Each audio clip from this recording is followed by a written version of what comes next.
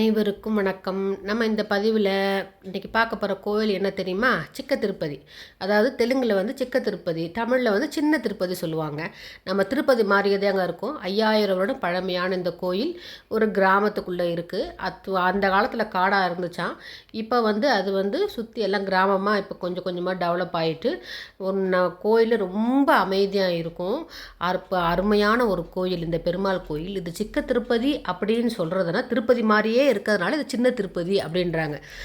பெரிய திருப்பதி சின்ன திருப்பதி மாதிரி. இவர் வந்து பிரசன்ன வெங்கடேச பெருமாள் இங்கே இருக்கிறவர் நின்ற கோலத்தில் இருப்பார். இந்த கோயிலில் வந்து விசேஷம் என்னென்னா, இங்கேயும் ராகு கேது பூஜைகள் ரொம்ப விசேஷம். இங்கே அக்னி பகவானால் உருவாக்கப்பட்டது அப்படின்னு சொல்கிறாங்க. இங்கே வந்து சனிக்கிழமைனாலும் புரட்டாசி சனிக்கிழமைகளிலும் வந்து ஃபுல்லாக கூட்டம் இருக்குங்க. ஏகாதசி நாள்லாம். இப்போ நாங்கள் போன நாள் புதன்கிழமை போனோம். கூட்டமே இல்லை, ரொம்ப காலியாக இருந்துச்சு. எப்போவுமே நாங்கள் கூட்டத்தோடு தான் பார்ப்போம். கொடிமரம் கல்லாலான கொடிமரம் இருக்குது பாருங்கள், அது உள்ள நுழையிற கோபுரம். இது நம்ம கோயிலுக்குள்ளே நுழையிற கோபுரம். அது வந்து வெளியில் வந்து இருக்கிற கோபுரம். இது உள்ள கோயிலுக்குள்ளே கோபுரம் பாருங்கள். ஆளே இல்லை, யாருமே இல்லைப்பாங்க. இதுதான் வந்து உங்களுக்கு கொடிமரம். கொடிமரத்துக்கு முன்னாடி உங்களுக்கு கல்லாலான அந்த விளக்கு தூண் இருக்கும். அவ்வளோதாங்க. நம்ம அப்படியே நம்ம கூட்டம் இல்லைனா நம்ம டைரெக்டாக இப்படியே போகலாம். இருந்தாலும் உங்களுக்கு எவ்வளோ தூரம் சுற்றி வர்றாங்கன்னு காட்டுறதுக்காண்டி தான் இப்போ நான் போகிறேன். எவ்வளோ தூரம் நம்ம கூட்டம் இருந்துச்சுன்னா நம்ம திருப்பதி மாதிரி சுற்றி தான் விடுவாங்க. ரொம்ப அருமையான ஒரு கோயில், பெருமாள் கோயில்.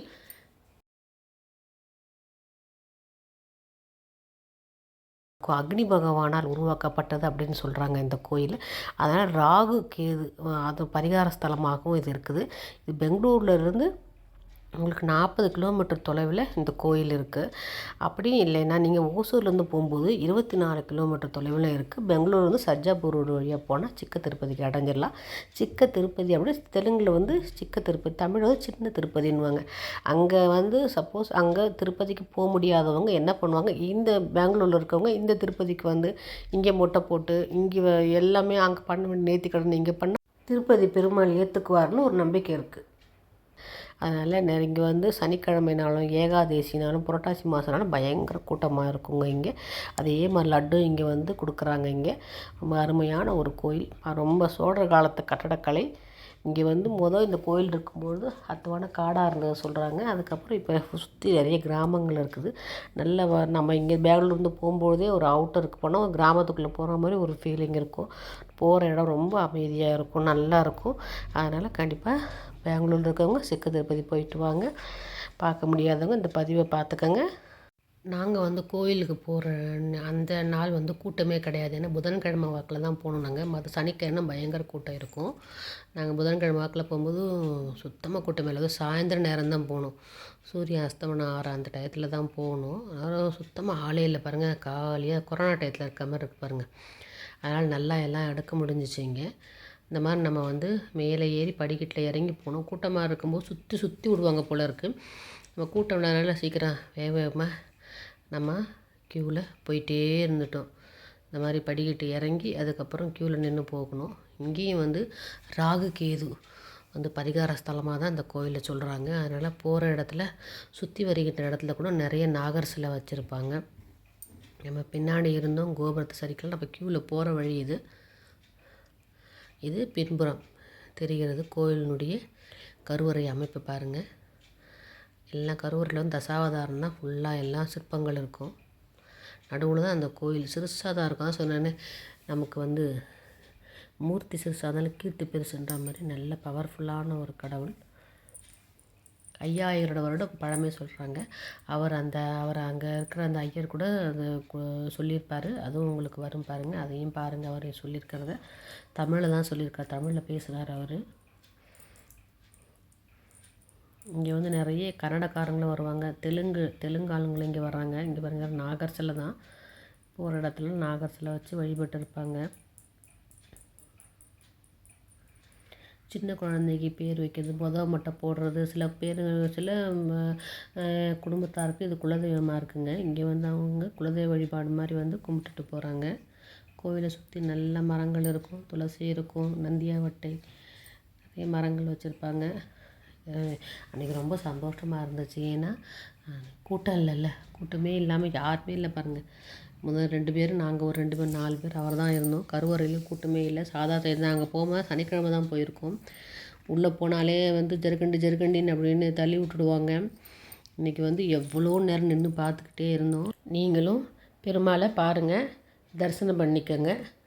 ஐயர் வந்து இந்த கோவிலினுடைய வரலாறு சொல்லுவார். இதனுடைய சிறப்பு என்னன்னு சொல்லுவாரோ அதையும் நீங்கள் கேளுங்க.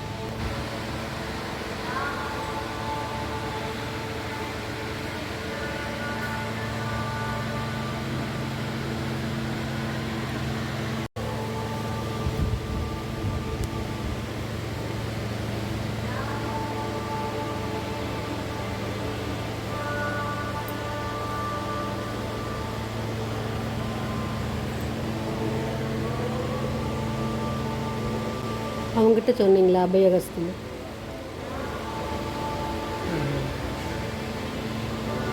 இது சொல்லு.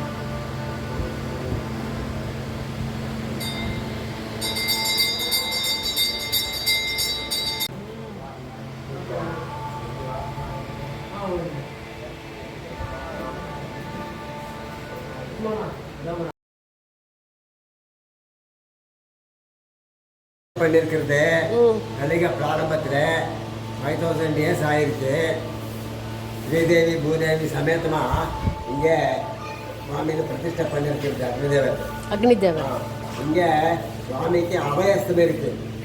அது ரொம்ப ரொம்ப விசேஷம். இங்கே எங்கள் இல்லை, எங்கேயும் இல்லை. இங்கே அங்கே திருப்பதியில் இப்படி இருக்கு, அது வைகுண்டாஸ்தம்னு சொல்கிறாங்க. அந்த எல்லாரும் வந்து எங்கள் பாரம்பரிய ஒழுங்கு நாங்கள் அர்த்தம். இங்கே என்ன பக்தர்கள் வந்தவரெல்லாம் நான் காப்பாடுறேன், அது அபயம் கொடுத்துருக்கா. அதனால இருக்க பிரசன்ன வெங்கடேஸ்வரான்னு பேர்.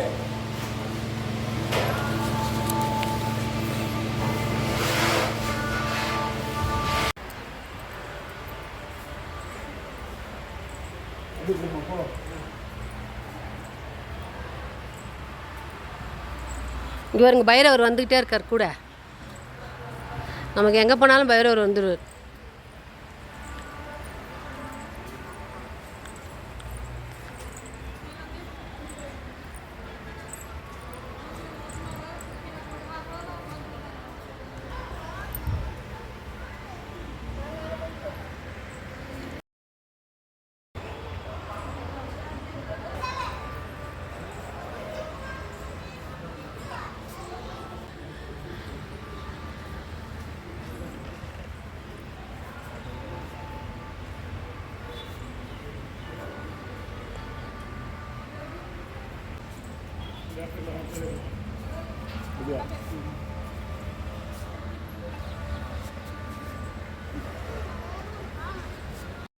கோயில் நல்லா எல்லாம் தரிசனம் பண்ணிட்டிங்களாங்க. அருமையான ஒரு சிக்க திருப்பதி கோயில். நம்ம முடிச்சுட்டு வெளியே வந்தால் இந்த மாதிரி நிறைய கடைகள் இருக்கும். ஆனால் நாங்கள் புதன்கிழமை போனதில் கடை கம்மி தான், மற்ற நாளாக ரொம்ப கடைகள் அதிகமாக இருக்கும். அருமையான ஒரு கோயில். ரொம்ப சந்தோஷங்க. லைக் பண்ணுங்கள், ஷேர் பண்ணுங்கள், சப்ஸ்கிரைப் பண்ணுங்கள்.